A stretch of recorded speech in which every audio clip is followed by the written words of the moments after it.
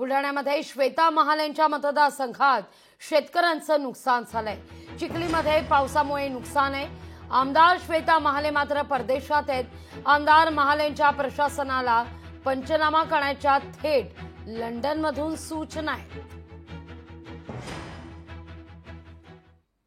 चिखली शहर, चिखली तालुका, बुलढाणा तालुका या सगळ्याच ठिकाणी सर्वदूर असं अतिवृष्टीमुळे प्रचंड नुकसान त्या ठिकाणी नागरिकांचं आणि शेतकरी बांधवांचं झालंय।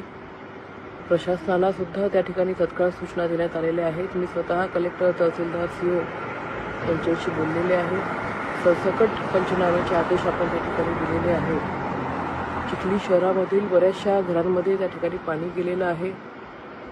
ग्रामीण भागामध्ये शेतकऱ्यांचं जे सोयाबीन आहे किंवा जी शेती आहे त्याचंही खूप मोठ्या प्रमाणामध्ये नुकसान झालेलं आहे।